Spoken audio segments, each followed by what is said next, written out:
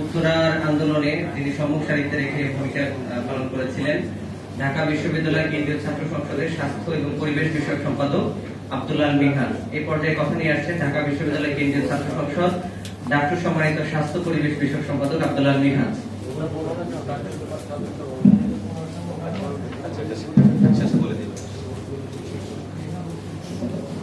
أعوذ بالله من الشيطان الرجيم بسم الله الرحمن الرحيم। আজকে তারুণ্য মিলাদ কেন্দ্রীয় ছাত্র সংসদ টঙ্গী কর্তৃক আয়োজিত মাদ্রাসা শিক্ষার্থীদের অবদান জুলাই গণঅভ্যুত্থানে প্রাপ্তি প্রত্যাশা এবং করণীয় শীর্ষক এই সেমিনারে উপস্থিত সম্মানিত অতিথিবৃন্দ, সাংবাদিক বন্ধুগণ, আমরা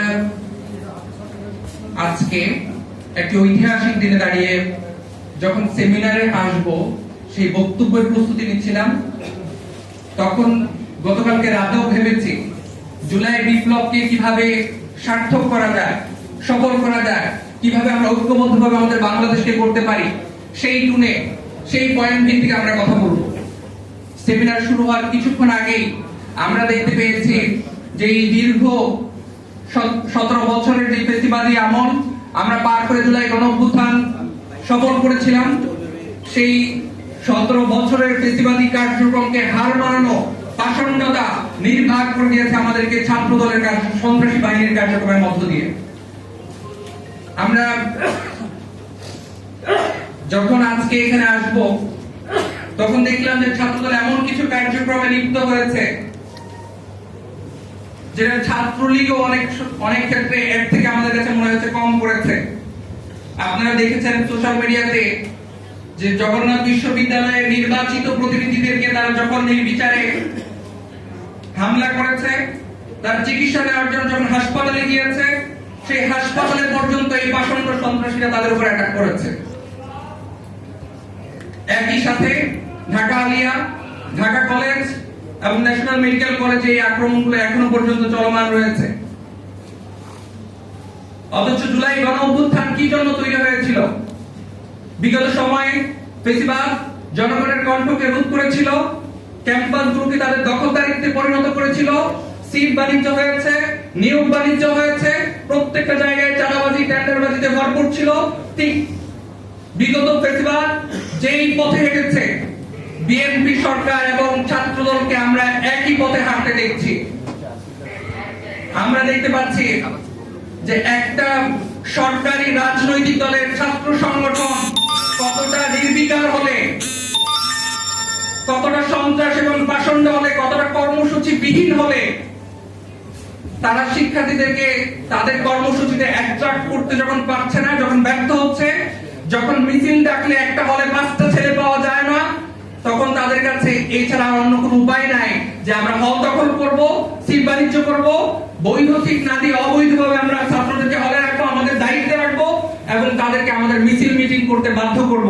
এছাড়া তাদের কর্মসূচিতে লোক পাওয়া যাচ্ছে না, সেই জন্যই তারা এইভাবে সাধারণ শিক্ষার্থীদেরকে বের করে দিয়ে হলগুলো দখল করার পায়তারা করছে।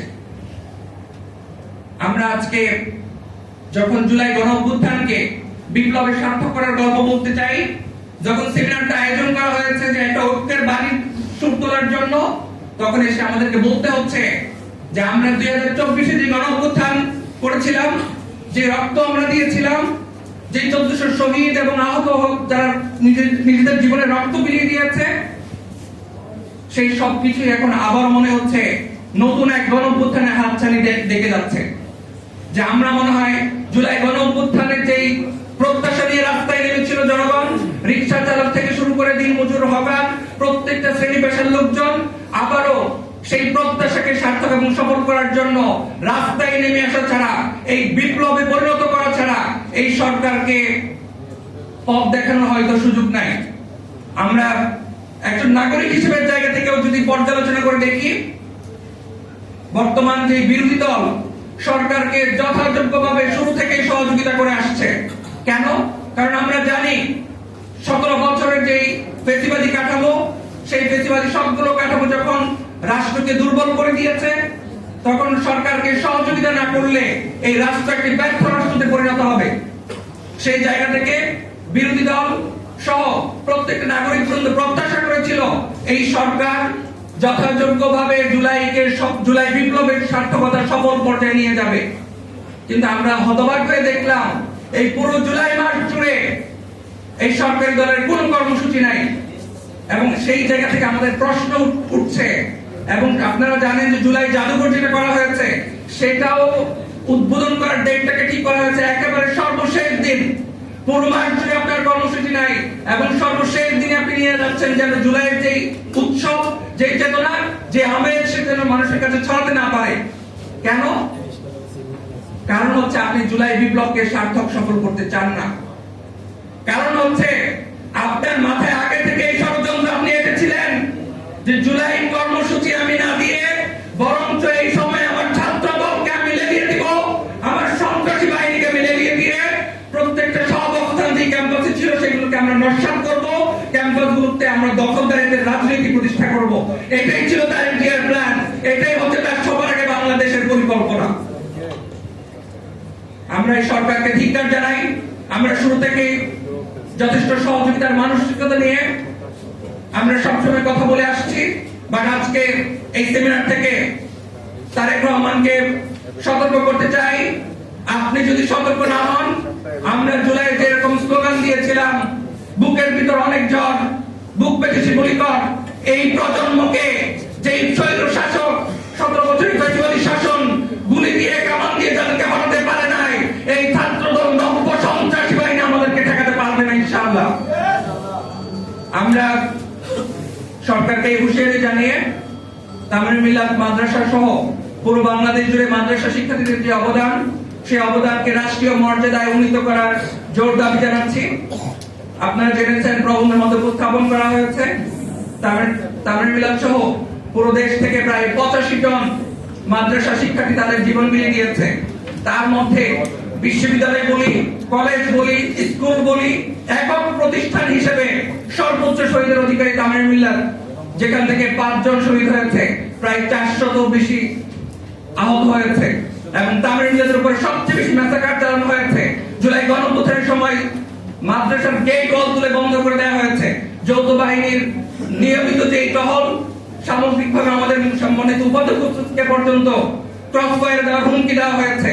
আমার নামে আমাদের ভাইদেরকে, এখানে শহীদ উসমান পাটোয়ারি আদিল এবং শহীদ মুদাসসির রহমান আলিফের বাবা আছে, আমার শহীদ হাফেজ নাসির ইসলামকে শহীদ করে লাশ যখন লিখে দিচ্ছিল, সেই শহীদ নাসির ইসলামকে লাশ আটকে রেখে সেই মামলায় আমাকে প্রধান আসামি করা হয়েছে।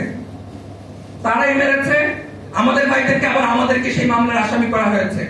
এই ধরনের ম্যাসাকার সবকিছু টলে দিয়ে আমরা একটা গণ অভ্যুত্থান করেছি। সেই গণ অভ্যুত্থানকে আমরা যে কোনো মূল্যে, যদি আবারও জীবন দেওয়ার প্রয়োজন হয়, আবার আবু সাঈদ হয়ে রাস্তায় নেমে আসার প্রয়োজন হয়, আমরা রাস্তায় নেমে সেই গণ অভ্যুত্থানকে আমরা সফল দেখতে চাই। আমরা বাংলাদেশকে একটি সফল রাষ্ট্র হিসেবে দেখতে চাই। আমরা প্রত্যেকটি মানুষের মৌলিক মানবাধিকার নিশ্চিত করতে চাই। মানুষের কণ্ঠ যেন রোধ না হয়ে যায়, ক্যাম্পাসে যেন সব অবস্থান নিশ্চিত থাকে। আপনি আপনার রাজনৈতিক কর্মসূচি নিয়ে, আপনার শিক্ষার্থী বান্ধব কর্মসূচি নিয়ে শিক্ষার্থীদের কাছে যাবেন, ছাত্র শিবির যাবে, ছাত্র দল যাবে, যার কর্মসূচি শিক্ষার্থীদের কাছে সবচেয়ে বেশি শিক্ষার্থী বান্ধব মনে হবে, তার কর্মসূচিকে অ্যাকসেপ্ট করবে। বাট তাদের কোনো কর্মসূচি না থাকার কারণে যখন শিক্ষার্থীদের সমর্থন পাচ্ছে না, হতাশ হয়ে যখন দোকানগুলো থেকে চাঁদাবাজি করতে পারছে না, যখন টেন্ডারবাজি করতে পারছে না, তখন পাগলের মতো উন্মাদ হয়ে তারা এই সন্ত্রাসী কার্যক্রম পরিচালনা করছে। আজকে এই চমৎকার আয়োজনে আমি আমাকে ইনভাইট করার জন্য এবং আজকে চমৎকার আয়োজন করার জন্য আমি আমাদের ছাত্র সংসদকে ধন্যবাদ জানিয়ে আমি আমার কথা শেষ করছি। ইনকিলাব জিন্দাবাদ, জুলাই বেঁচে থাকুক গান স্লোগানে, শহীদ উসমান হাদি বেঁচে থাকুক গান স্লোগানে।